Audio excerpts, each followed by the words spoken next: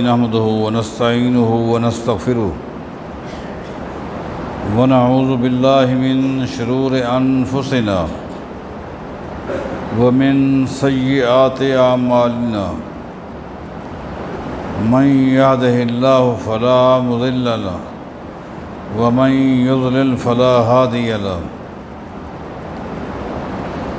وأشهد أن لا إله إلا الله وحده لا شريك له وأشهد أن محمدًا عبده ورسوله اللهم صل على محمد وعلى آل محمد كما صليت على إبراهيم وعلى آل إبراهيم إنك حميد مجيد اللهم بارك على محمد وعلى آل محمد كما باركت على إبراهيم وعلى آل إبراهيم إنك حميد مجيد من يطع الله ورسوله فقد رشد واهتدى ومن يعص الله ورسوله فقد ضل وغوى أما بعد فإن خير الحديث كتاب الله وخير الهدي هدي محمد صلى الله عليه وسلم وشر الأمور محدثاتها وكل محدثة بدعة وكل بدعة ضلالة وكل ضلالة في النار أعوذ بالله من الشيطان الرجيم بسم الله الرحمن الرحيم وقرن في بيوتكن ولا تبرجن تبرج الجاهلية الأولى وأقمنا الصلاة وآتينا الزكاة وأطعنا الله ورسوله إنما يريد الله ليذهب عنكم الرجس أهل البيت ويطهركم تطهيرا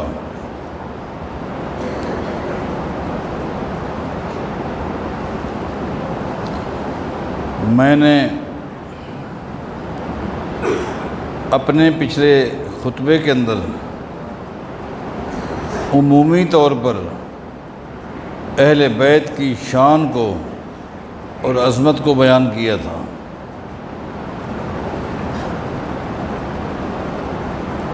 آج سب سے پہلے آپ کو یہ بتانا ہے کہ اہل بیت کہتے کن کو ہیں، اہل بیت میں کون لوگ شامل ہیں۔ اہل البیت یہ دو الفاظ کا مرکب ہے۔ پہلا لفظ اہل ہے اور دوسرا لفظ البیت ہے۔ اہل مضاف ہے، البیت مضاف الیہ ہے۔ مضاف مضاف الیہ مل کر مرکب اضافی بنتے ہیں۔ بیت کا معنی آپ سب جانتے ہیں، عربی میں گھر کو بیت کہتے ہیں۔ آپ کا گھر ہے، بیت ہے، میرا گھر ہے، بیت ہے، پیغمبر کا گھر ہے، محدث کا گھر ہے، کسی کا بھی گھر ہے، وہ اس کو عربی میں بیت کہتے ہیں۔ اہل البیت کسی بھی شخص کے گھر کے اہل کون ہوتے ہیں؟ کوئی بھی شخص ہے، اس کا گھر ہے، اس گھر کے اہل کون لوگ ہوتے ہیں؟ اہل البیت۔ کسی بھی شخص کا بیت ہے، اس کے بیت کے اہل کون لوگ ہیں؟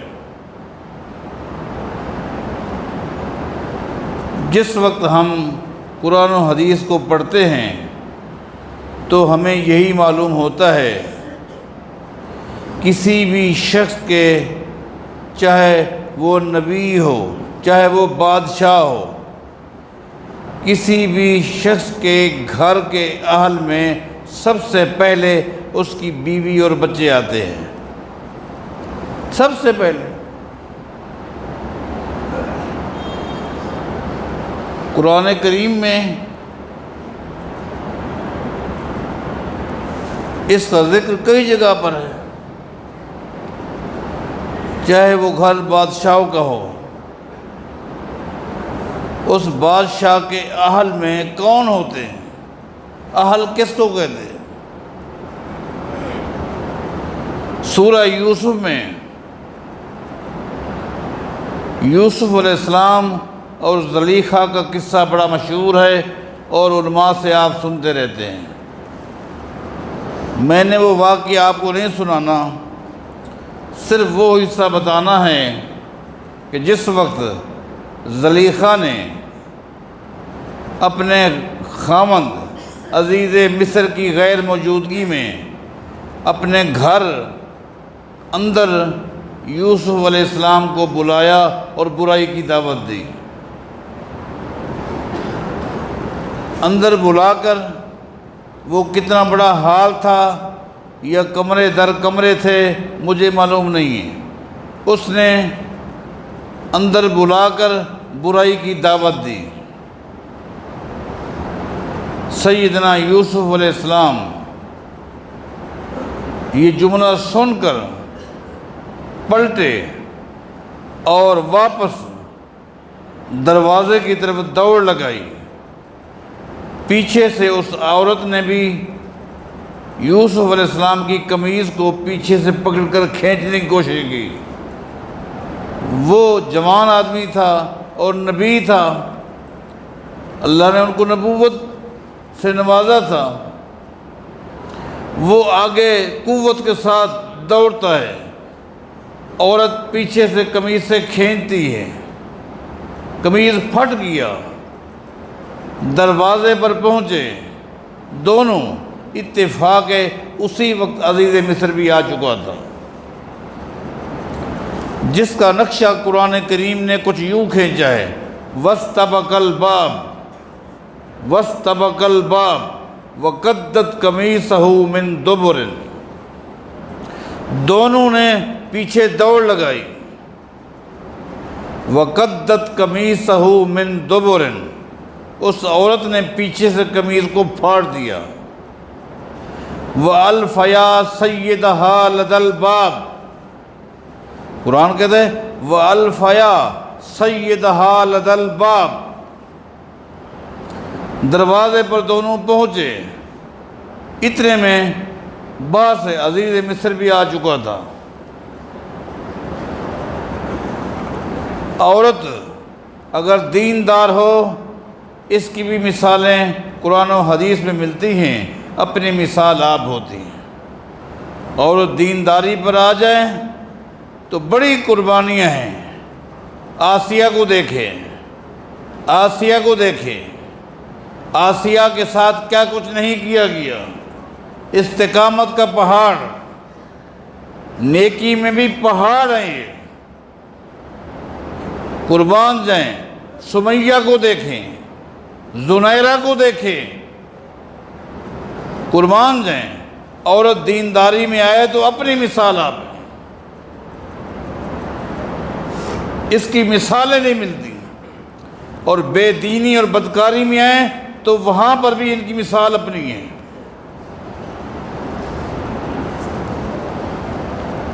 دروازے پر دونوں پہنچے، ایک دم جو پہلے قمیض پکڑ کر کھینچ رہی تھی برائی کے لیے، چند لمحے میں اپنے خاوند کو دیکھ کر ایک دم پلٹ کر کیا کہتی ہے، قالت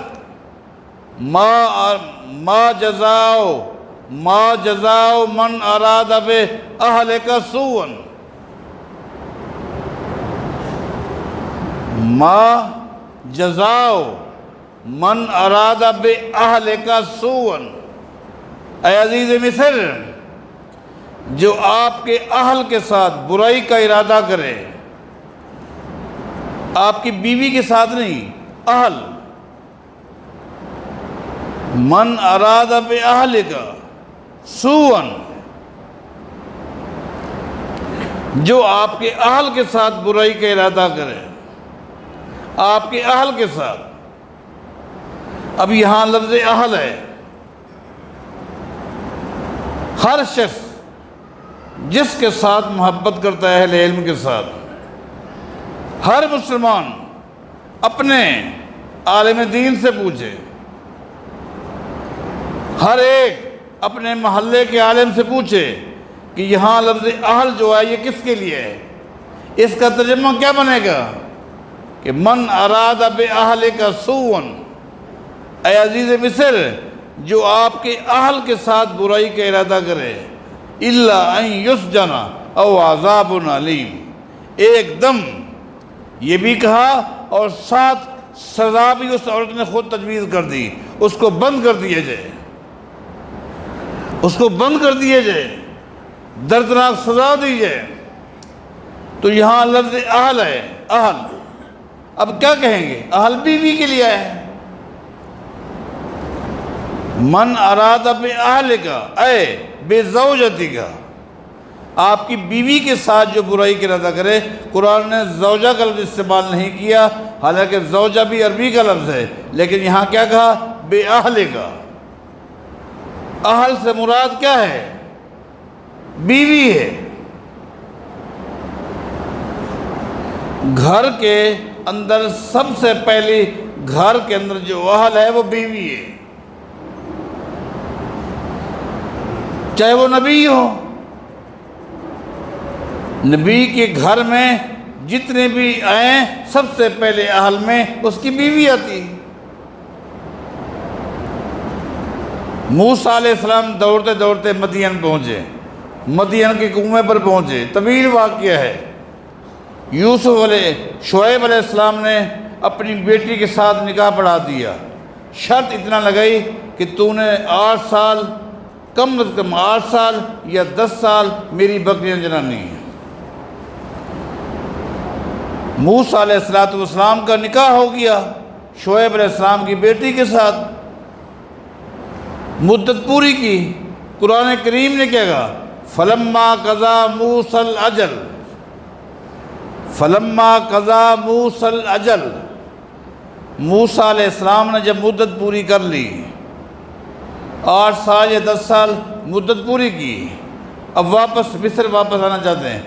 وَسَارَ بِأَهْلِهِ، وَسَارَ بِأَهْلِهِ، اور اپنے اہل کو لے کر واپس وطن آنے لگے۔ اہل یہ نہیں قرآن نے کہا وَسَارَ بِزَوْجَتِهِ، یہاں اہل کا معنی کیا ہے؟ زوج ہے، زوجہ ہے۔ قرآن کریم نے جو یہاں اہل کا لفظ استعمال کیا ہے پیغمبر کے اہل کے لیے، یہ کیا ہے؟ بیوی ہے۔ وَسَارَ بِأَهْلِهِ، اور اپنے اہل کو لے کر واپس آ رہے ہیں۔ آنس من جانب الطور نارا، راستے میں رات ہو گئی، سردی کا موسم تھا، دور سے نظر آئی جیسے آگ جل رہی ہے۔ وقال لأہلہم کثوا انی آنست نارا، اپنے اہل سے کہا، قال لأہلہم کثوا، اپنے اہل سے کہا، کیا معنی؟ اپنی بیوی سے کہا۔ یہاں اہل سے مراد کیا ہے؟ اہل کا معنی کیا کرو گے؟ بیوی کے علاوہ کوئی اور معنی کر کے دیکھو، میں آپ کو حوالے دوں گا۔ اپنے اہل سے کہا مطلب اپنی بیوی سے کہا یہاں رک جاؤ، سامنے آگ نظر آ رہی ہے اور میں کچھ آگ لے کر آتا ہوں، سردی ہے۔ وہ ایک طویل واقعہ ہے۔ جب قریب آگے گئے اللہ نے فرمایا اے موسیٰ آگ سمجھ کر آ رہا ہے، یہ آگ نہیں ہے، یہ تیرے رب کی رحمت ہے، یہ تیرے رب کی تجلیات ہیں۔ فخلا نالیک، جوتے اتار دو، کہاں تم آ گئے ہو؟ بہرحال وہ ایک طویل داستان ہے۔ تو اپنے گھر والوں سے کہا، یہاں لفظ کیا ہے؟ اہل ہے۔ اہل کہتے ہیں گھر کے اندر رہنے والا، سب سے پہلے بیوی ہے۔ قرآن کریم نے اسماعیل علیہ السلام کا واقعہ بیان کیا ہے، وَاذْكُرْ فِي الْكِتَابِ اسماعیل، اللہ فرماتا ہے وَاذْكُرْ فِي الْكِتَابِ اسماعیل إِنَّهُ كَانَ صَادِقَ الْوَعْدِ وَكَانَ نَبِيًّا رَسُولًا۔ قرآن کریم میں اللہ فرماتا ہے اسماعیل علیہ السلام کو پڑھو، انہو کان صادق الوعد وکان رسول النبی، وعدوں کو سچا اسماعیل، اللہ کا سچا نبی کون؟ اسماعیل۔ وکان یامر اہلہ، وکان یامر اہلہ بالصلاۃ والزکاۃ، ہمیشہ اپنے اہل کو نماز کی تلقین کیا کرتے تھے۔ اس اہل میں کون ہے؟ اسماعیل علیہ السلام کے اہل میں کون ہے؟ کوئی ہمیں بتایا تو صحیح کون ہے؟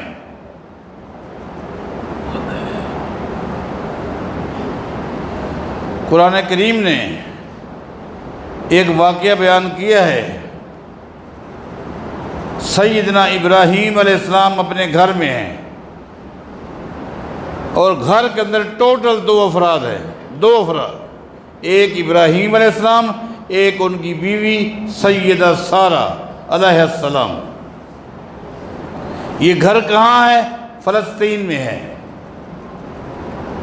ایک بیوی سیدہ ہاجرہ وہ مکہ میں تھی اور وہ صاحب اولاد تھی، ان کے ہاں اسماعیل پیدا ہو چکا تھا۔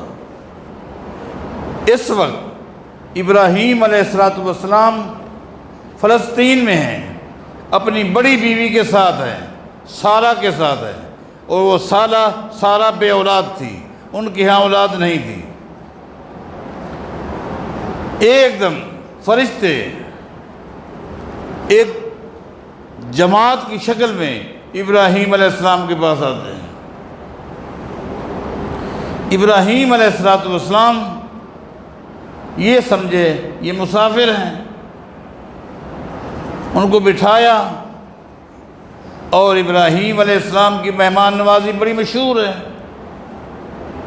مہمانوں کو بٹھا کر گھر گئے اور مہمان نوازی کے لیے جا کر بچھڑے کو ذبح کر دیا۔ مہمان بیٹھے ہوئے ہیں، بچھڑے کو ذبح کرنے میں، گوشت تیار کرنے میں آخر وقت لگتا ہے۔ آگ پر بھونا اور بچھڑے کو بھون کر ابراہیم علیہ السلام مہمانوں کے پاس لے کر آئے۔ مہمان تو فرشتے تھے، یوں ہی ان کے سامنے بچڑا بھون کے رکھا۔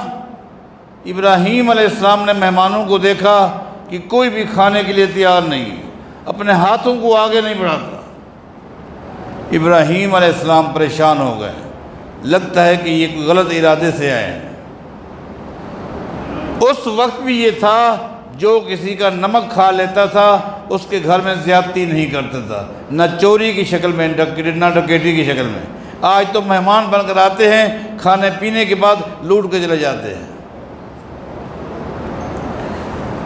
ابراہیم علیہ السلام پریشان ہو گئے، ساتھ بیوی کھڑی ہیں سارہ، وہ بھی پریشان، یہ کیسے مہمان ہیں، ہاتھ ان کے آگے نہیں بڑھ رہے۔ تو پھر ان مہمانوں نے اپنا تعارف کرایا کہ ہم سب اللہ کے فرشتے ہیں۔ آج 2 کام ہیں ہمارے، 2 کام ہیں۔ ایک پہلا کام تو یہ ہے کہ آپ کی اس بیوی کو ہم بیٹے کی خوشخبری دینے کے لیے آئے ہیں۔ پہلا کام کیا ہے کہ آپ کی اس بیوی کو خوشخبری دینے کے لیے آئے، آپ کو نہیں، آپ کی بیوی کو۔ خوشخبری ابراہیم علیہ السلام کو نہیں دی، ابراہیم علیہ السلام کی بیوی کو دی۔ کیوں؟ اس لیے کہ ابراہیم علیہ السلام تو اولاد والے تھے، لیکن وہ خاتون بے اولاد تھی، اس کی اولاد نہیں تھی۔ ابراہیم علیہ السلام کی تو اولاد تھی دوسری بیوی سے، اسماعیل علیہ السلام پیدا ہو چکے تھے۔ ابراہیم علیہ السلام بے اولاد نہیں تھے، لیکن سیدہ سارہ بے اولاد تھی، اس کو خوشخبری دی۔ وہ پریشان ہو گئی،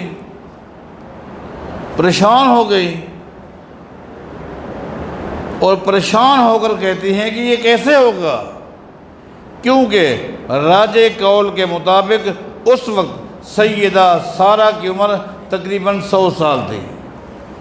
اور ابراہیم علیہ السلام 100 سال کو کراس کر چکے تھے،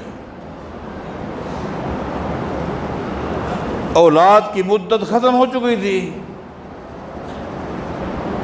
اب یہ کیسے ہو سکتا ہے؟ تعجب کیا، جب ان کے تعجب کو دیکھا تو فرشتوں نے کہا، قالو، سب فرشتوں نے مل کے کہا، اتعجبین من امر اللہ،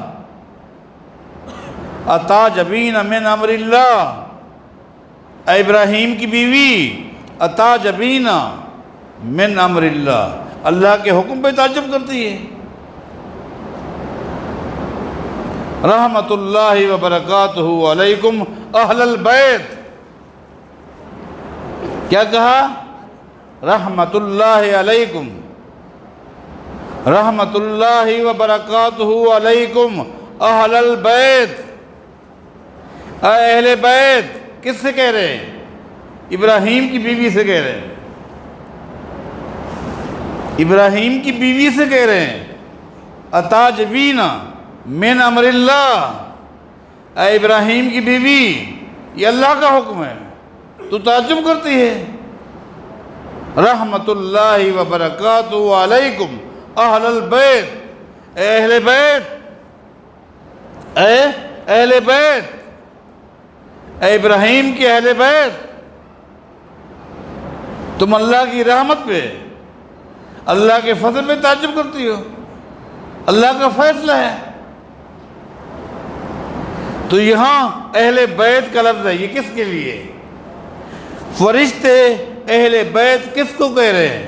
ابراہیم علیہ السلام کی بیوی کو۔ گھر میں 2 فرد ہے اور تو کچھ نہیں ہے۔ تو بھائی بات یہ ہے کہ اہل بیت کا لفظ قرآن کریم میں آیا ہے اور اس میں سب سے پہلے عورت آتی ہے، بیوی آتی ہے۔ ہاں، اہل بیت لفظ کی تشریح سب سے مبارک وہ تشریح ہے، اہل بیت کی تشریح ایک آپ کرتے ہیں، ایک میں کرتا ہوں، ایک کوئی اور کرتا ہے۔ لفظ اہل بیت کی سب سے مبارک تشریح وہ ہے جو کائنات کے امام محمد رسول اللہ نے کی ہے صلی اللہ علیہ وسلم، کہ اہل بیت کی تشریح کیا ہے۔ نبی علیہ السلام نے اہل بیت کی تشریح بھی کی ہے اور ساتھ اپنی پوری امت کو ایک حکم بھی دیا ہے اہل بیت کے حوالے سے، قربان جائیں۔ نبی علیہ السلام نے اہل بیت کی تشریح بھی کی ہے اور اپنی امت کو اہل بیت کے حوالے سے ایک حکم بھی دیا ہے۔ تشریح کیا کی ہے؟ فرمایا کہ ان الصدقۃ لا تنبغی لآل محمد۔ اللہ، میں لوگوں، اہل بیت کون ہیں؟ آل محمد ہے، یہ آل محمد ہے، یہ محمد کا اہل بیت ہے۔ اور سنو، آل محمد پر اللہ نے صدقے کو حرام کیا ہے، آل محمد پر صدقے کو اللہ نے حرام کیا ہے۔ اور پوری قیامت تک آنے والی اپنی امت کو نبی علیہ السلام نے ایک حکم دیا ہے کہ جب بھی تم نماز پڑھو، چاہے وہ نماز فرض ہو، سنت ہو، نفل ہو، اشراق کی نماز ہو، چاشت کی نماز ہو، تہجد کی نماز ہو، جب بھی کوئی نماز پڑھو، اس نماز کے اخیر میں جہاں تم نے محمد کے لیے دعائیں کرنی ہیں، آل محمد کے لیے دعائیں کرنی ہیں، درود کی شکل میں، اللہم صلی علی محمد وعلی آل محمد۔ یہ اہل بیت کا شان ہے، یہ مقام ہے کہ قیامت تک ہر مسلمان، مرد، عورت، غریب، امیر، شہری، دیہاتی، قیامت تک آنے والا کلمہ پڑھنے والا جب بھی نماز پڑھے گا، اس کی نماز اس وقت تک مکمل نہیں ہوگی جب تک کہ محمد اور آل محمد کے لیے دعائیں نہ کرے۔ اللہم صلی علی محمد وعلی آل محمد کما صلیت علی ابراہیم وعلی آل ابراہیم إنك حميد مجيد اللهم بارك على محمد وعلى آل محمد كما باركت على إبراهيم وعلى آل إبراهيم إنك حميد مجيد۔ یہ کوئی شان کم ہے؟ ایک کو دعا کے لیے آپ درخواست کرتے ہیں، وہ آپ کے لیے دعا کرتا ہے۔ کبھی آپ کسی کے لیے دعا کرتے ہیں، قربان جائیں۔ یہ حکم ہے، یہ حکم ہے پوری امت کو۔ کسی کی نماز مکمل نہیں ہوتی جب تک وہ محمد اور آل محمد کے لیے دعا نہ کرے۔ یہ کوئی کم اعزاز ہے؟ اس کی پہچان کیا ہے؟ فرمایا کہ ان الصدقۃ لا تنبغی لآل محمد، آل محمد پر اللہ نے صدقے کو حرام کر دیا۔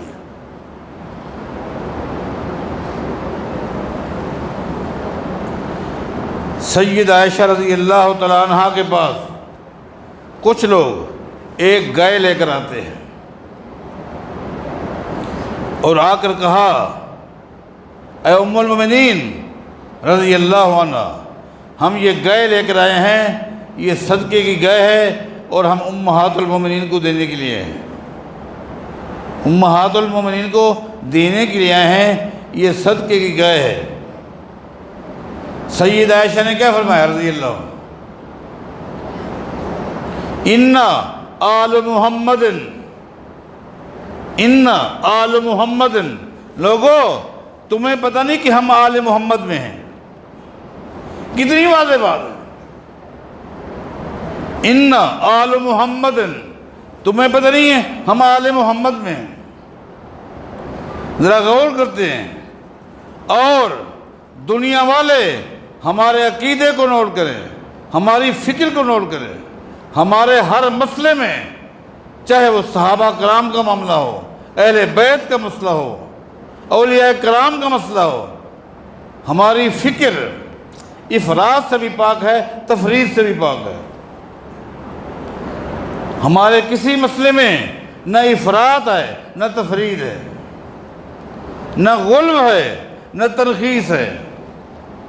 غلو نہیں ہے، ہم غلو نہیں کرتے کہ کسی کو اس کے حد سے آگے نکل جائیں، بڑھا دیں۔ ہم کسی کو اس کے حد سے آگے نہیں بڑھاتے اور نہ ہی تنقید کرتے ہیں، کسی میں کیڑے نکالتے ہیں۔ نہ ہم افراد کے کہہ لیں نہ تفرید کے کہہ لیں، نہ افراد کے کہہ لیں نہ تفرید کے کہہ لیں، نہ افراد ہے نہ تفرید ہے۔ ان آل محمد، لوگوں تمہیں پتہ نہیں ہم تو آل محمد ہیں۔ لا تحل لنا الصدقۃ، ہمارے لیے صدقہ تو جائز ہی نہیں ہے، صدقہ تو جائز ہی نہیں۔ کون کہے گی؟ سید عائشہ رضی اللہ عنہ۔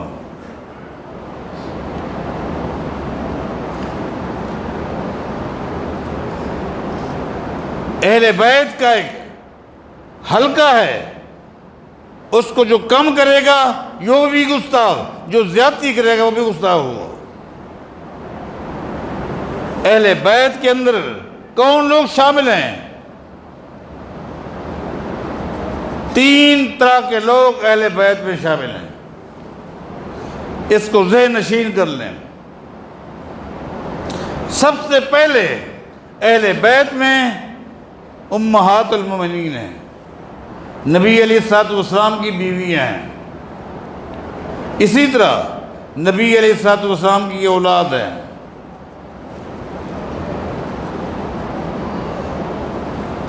اور نمبر 3 بنو ہاشم کا پورا گھرانہ ہے، بنو ہاشم کا پورا گھرانہ، یہ 3 لوگ ہیں اور یہ سب کے سب اہل بیت میں شامل ہیں۔ بنو ہاشم کے گھرانے میں کون ہیں؟ آل علی، آل علی، آل عقیل، آل جعفر، آل عباس۔ نوٹ کر لیں، آل علی، آل عقیل، آل جعفر، علی کا گھرانہ، عقیل کا گھرانہ، جعفر کا گھرانہ، عباس کا گھرانہ رضی اللہ عنہ، امہات المومنین، اولاد النبی، بنو ہاشم کے یہ چاروں گھرانے یہ اہل بیت ہیں۔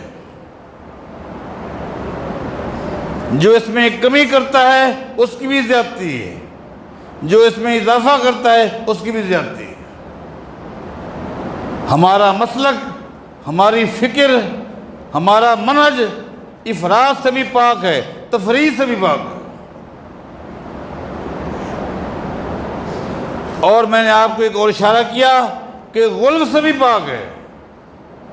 مطلب یہ ہے جو جس کا مقام ہے ہم اس کو وہی مقام دیتے ہیں۔ کائنات کے امام محمد الرسول اللہ صلی اللہ علیہ وسلم کی یہی تعلیم ہے، یا ایھا الناس لا ترفعونی فوق ما رفعنی اللہ، لوگو لا ترفعونی فوق ما رفعنی اللہ تعالی، لوگو جو مجھے اللہ نے مقام دیا ہے اس مقام سے اوپر نہ لے جانا۔ لا ترفعونی فوق ما رفعنی اللہ، جو اللہ نے مجھے عزت دی ہے، مقام دیے، میرا وہی مقام ہے۔ انا عبد اللہ و رسولہ، میں اللہ کا بندہ بھی ہوں، اللہ کا رسول بھی ہوں۔ اس سے آگے مت بڑھانا۔ ہم پیغمبر کو مقام دیتے ہیں جو مقام اللہ نے قرآن و حدیث کے مطابق دیا ہے۔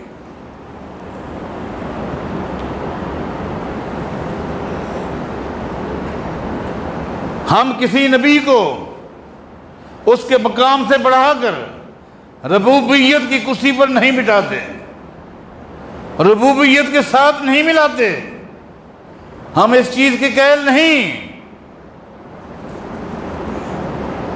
کہ اس کے اور اس کے درمیان خالی ایک ہی نقطے کا فرق ہے، ایک ہی میم کا فرق ہے، ایک ہی حرف کا فرق ہے، وہ احد ہے یا حمد ہے، ہم اس چیز کی قائل نہیں۔ معراج کے بعد نبی علیہ السلام سے پوچھا گیا تھا آپ کہاں تک گئے؟ فرمایا کہ میں بہت زیادہ اللہ کے قریب ہو گیا، بہت زیادہ اللہ نے مجھے اپنے قریب کر لیے۔ اے اللہ کے رسول کتنا قریب ہو گئے؟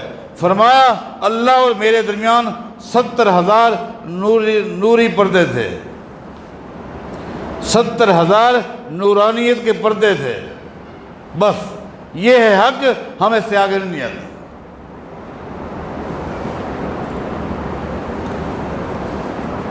ہم صحابہ کو اس کا مقام دیتے، صحابہ کو نبوت کا درجہ نہیں دیتے، اہل بیت کو ان کا مقام دیتے ہیں، ان سے آگے نہیں بڑھاتے۔ جو جس کا مقام ہے وہ اس کو ہم دیتے ہیں۔ یا ایھا الناس لا ترفعونی فوق ما رفعنی اللہ، غلف نہیں ہے، غلف امت کی بربادی سب سے زیادہ غلف نے کی ہے۔ نبی علیہ السلام نے فرمایا تھا لوگو ایاکم والغلو، لوگو ایاکم والغلو، میں تمہیں بار بار کہہ رہا ہوں ایاکم والغلو، اپنے آپ کو غلف سے بچانا، جو جس کا مقام ہے وہی دینا، اس سے آگے نہیں نکلنا۔ انما ہلک من کان قبلکم الغلو، انما ہلک من کان قبلکم فی الغلو، تم سے پہلی قوموں کی تباہی اور بربادی کا سبب غلو بنا ہے۔ انہوں نے انبیاء کو الہ کا درجہ دے دیا، برباد ہو گئی۔ صحابہ کا مقام آپ نے ہماری زبانی سنا، صحابہ کی سیرت پر ایک تفصیلی گفتگو آپ سن چکے ہیں، ان کا مقام ہے۔ اہل بیت میں ایک ایک فرد کا مقام ہے، شان ہے۔ اس سے بڑھ کر اور کیا ہو کہ میں نے آپ سے کہا کہ ہر مسلمان اپنی ہر نماز میں اہل بیت کے لیے دعائیں کرتا ہے، ورنہ اس کی نماز مکمل نہیں ہے۔ نماز جیسی عبادت نامکمل جب تک وہ اہل بیت کے لیے رحمتوں کی دعا نہ کرے، برکتوں کی دعا نہ کرے، سلامتی کی دعا نہ کرے، سلامتی کی دعا نہ کرے، یہ مقام کوئی کم ہے؟ اسی طرح اہل بیت میں جو افراد ہیں ان میں ہم کم نہیں کرتے، کم نہیں کرتے، نہ اس میں اضافہ کرتے ہیں۔ تو یہ آج کی گفتگو کا خلاصہ یہ تھا کہ لفظ اہل بیت دو الفاظ کا مرکب ہے، پہلا اہل، دوسرا بیت۔ بیت کا معنی آپ جانتے ہیں، اہل کس کو کہتے ہیں؟ میں نے چند آپ کو حوالے دیے اس بات کو واضح کرنے کے لیے کہ لفظ اہل کا معنی کیا بنتا ہے، اور کسی بھی شخص کے بیت میں جو اہل ہیں وہ کون ہوتے ہیں۔ میں نے کہا سب سے پہلے بیویاں آتی ہیں، آل محمد میں بھی بیویاں پہلے آتی ہیں۔ اس کے اب جتنے دلائل چاہوں دیتے رہوں، خلاصہ یہی ہے۔ نبی علیہ السلام مدینہ میں گئے، ہر سال آپ قربانی کرتے تھے۔ قربانی کا ایک جانور آپ نے منگوایا، چت لٹایا، ذبح کرنے سے پہلے کیا کہا؟ اللہم ھذا عن محمد و آل محمد، اللہم ھذا عن محمد و آل محمد، اے اللہ یہ جانور محمد اور محمد کی آل کی طرف سے ہے۔ اب میں آپ سے پوچھتا ہوں، یہ جانور جو نبی علیہ السلام نے ذبح کیا ہے اپنے اور آل محمد کی طرف سے کیا ہے، اس میں پیغمبر کی بیویاں شامل ہیں کہ نہیں ہیں؟ پیغمبر کی بیویاں شامل نہیں ہیں، تو یہ دمبا کن کی طرف سے، کن کی طرف سے ذبح کیا؟ اس آل محمد میں کون ہے؟ سیدنا علی تو اپنے گھر قربانی کر رہے ہیں، سیدنا علی تو اپنے گھر میں قربانی کر رہے ہیں، سیدنا عباس اپنے گھر میں قربانی کر رہے ہیں۔ یہ آل محمد میں کون ہیں؟ امہات المومنین ہیں، امہات المومنین ہیں۔ لہذا آل محمد یہ معنی ہے اہل بیت کا، اور یہ معنی کس نے کیا ہے؟ محمد رسول اللہ نے۔ اس کی تعریف کیا کی ہے کہ جن پر صدقہ حرام ہو۔ کن پہ صدقہ حرام ہے؟ ان تین قسم کے لوگوں پر صدقہ حرام ہے، ان کی یہ شان ہے، یہ مقام ہے۔ اور آئندہ جمعہ سے انشاءاللہ بعض اہل بیت کے افراد کے انفرادی سیرت کو آپ کے سامنے پیش کروں گا انشاءاللہ۔ اللہ تعالیٰ سے توفیق ہے، اللہ توفیق دے مجھے اور آپ کو کہ ہم ہمیشہ سچ بات کہیں اور سچ بات سنیں اور سچ پہ ہی ہم عمل کرتے رہیں۔ اقول قولی ھذا وآخر الحمد للہ۔